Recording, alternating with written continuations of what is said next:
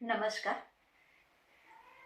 मित्रांनो, मी प्राध्यापिका डॉक्टर शुभांगी राठी, भुसावळ येथील श्रीमती कोटेच्या महिला महाविद्यालयात राज्यशास्त्राची प्राध्यापिका म्हणून मागील 34 वर्षापासून कार्यरत आहे. सध्या आपण गांधीजींच्या विचाराच्या संदर्भात अभ्यास करत आहोत. यापूर्वीच्या 4 भागामध्ये पहिल्या भागात आपण गांधीजींचा एक प्रस्तावनेचा भाग बघितला. दुसऱ्या भागामध्ये गांधीजींचं जीवन परिचय बघितलेला आहे.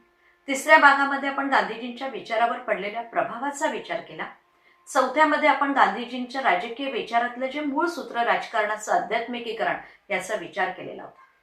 आणि आजच्या भागामध्ये गांधीजींच्या मूळ संकल्पनेतील जो सर्वात महत्वाचा जो भाग आहे, जे त्यांच्या विचाराचं सूत्र आहे, त्या विचारातल्या सूत्रातल्या सत्य आणि अहिंसा यापैकी सत्य या संकल्पनेचा आपण सविस्तर विचार करणार आहोत. मित्रांनो, आपण आतापर्यंत बघितलं की गांधीजींच्या विचारातला सगळ्यात मुख्य गाभा जर कोणता असेल तर तो आहे सत्याचा. सत्य हे त्यांनी आपल्या संपूर्ण विचाराचा सार मांडलेला आहे. सत्य हे त्यांच्या जीवनाचं ध्येय आहे. आणि या सत्यापर्यंत पोहोचण्यासाठी गांधीजींनी जो मार्ग स्वीकारला तो अहिंसेचा आहे. पण सहज आपल्या मनात प्रश्न निर्माण होतो की गांधीजींनी सत्याचा मार्ग का स्वीकारला? का बरं त्यांना सत्याच्या मार्गाच्या संदर्भात अशी कल्पना सुचली असेल? तर याचा विचार सुद्धा आपण त्यांच्यावर पडलेल्या प्रभावात बघितला. की मित्रांनो, घरातलं वातावरण आहे, वेगवेगळ्या धर्मग्रंथांचा त्यांच्यावर पडलेला प्रभाव आहे. मग जैन धर्म आणि बौद्ध धर्माच्या तत्वज्ञानातनं मिळालेलं अहिंसेचं तत्वज्ञान आहे.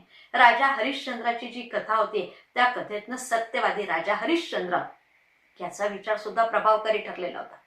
म्हणून त्यांच्या विचारामध्ये आपण बघतो की गांधीजींनी सत्य आणि अहिंसा या 2 गोष्टींना अतिशय महत्त्व दिलेलं आहे.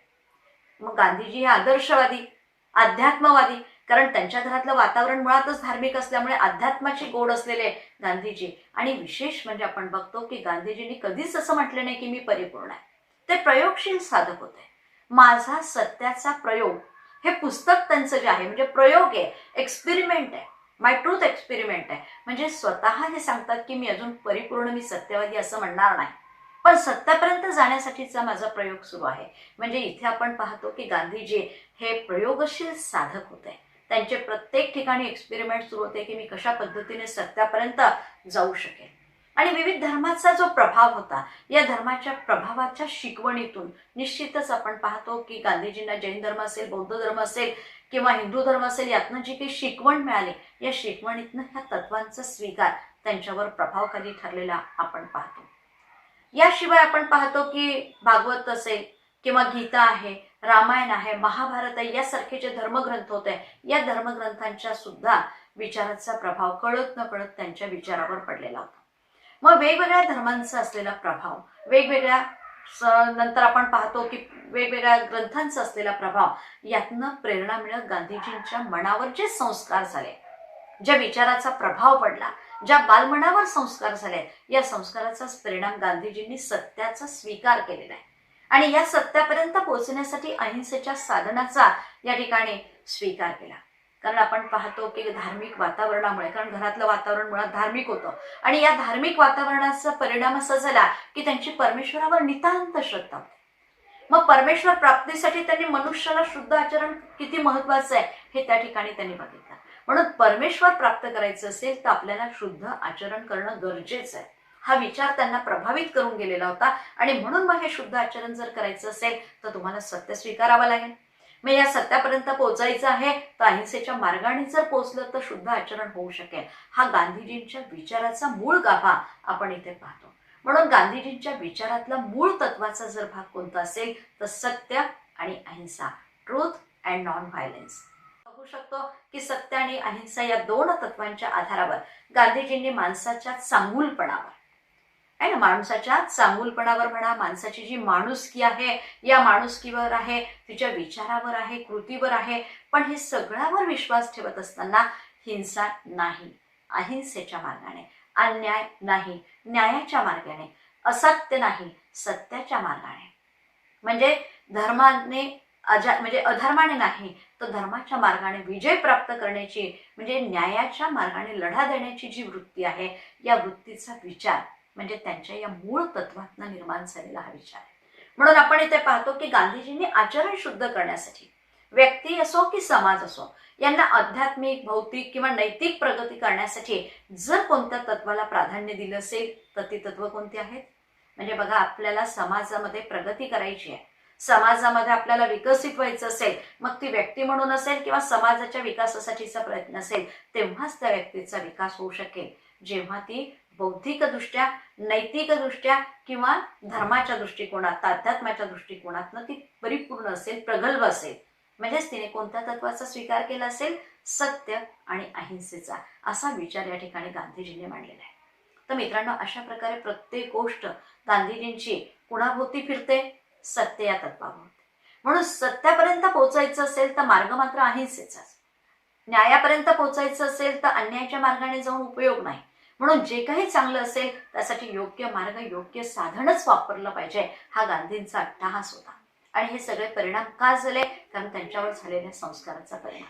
आणि यातूनच त्यांची जी सत्याची संकल्पना आहे, सत्यापर्यंत जाण्याचा प्रयत्न आहे, माझे सत्याचे प्रयोग आहे, माय ट्रूथ एक्सपेरिमेंट आहे, या ट्रूथ एक्सपेरिमेंटचा जर आपण विचार केला तर निश्चितच आपण इथे पाहू शकतो की मग सत्य म्हणजे काय, मग सत्यापर्यंत पोहोचणं म्हणजे काय, मग सत्य कशा पद्धतीने व्यक्तीच्या जीवनात येऊ शकतो, या संदर्भातला विचार गांधीजींनी केलेला आपण पाहतो. म्हणजे इथे आपण सगळ्या गोष्टी ज्या बघितल्या, या सगळ्या गोष्टीमध्ये आपल्याला काय लक्षात आलं की गांधीजींचं सत्यावर नितांत श्रद्धा आहे. गांधीजींच्या विचाराचा जो बेस आहे, पाया आहे, तो मुळात सत्य आहे. म्हणून व्यक्ती असेल किंवा समाज असेल, याला नैतिक बनवायचं असेल तर त्यासाठी सत्याचा आग्रह कोणी धरला? गांधीजींनी. म्हणून सत्याच्याच मार्गाने आपण नैतिकतेकडे जाऊ शकतो, सत्याच्याच मार्गाने आपण समाजाला एक नैतिक मार्गावर किंवा आदर्श मार्गावर नेऊ शकतो, हा गांधीजींच्या विचाराचा मूळ तत्व होता.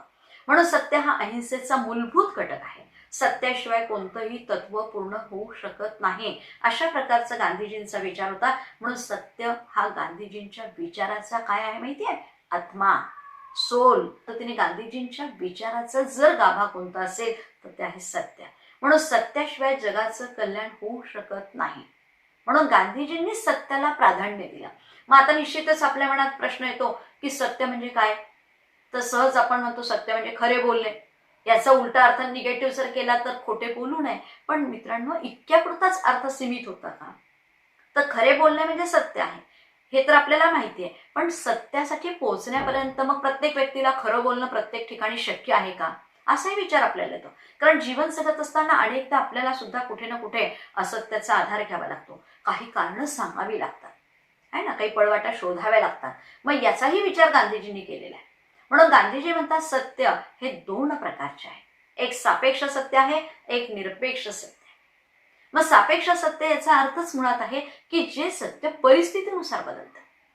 म्हणजे परिस्थिती बदलली त्यानुसार सत्याचे अर्थ बदलले, तर हे सापेक्ष सत्य आहे. म्हणजे जेव्हा परिस्थितीनुसार तुम्ही एखाद्या गोष्टीचा अर्थ लावता आणि त्यानुसार त्याला सत्य मानतात.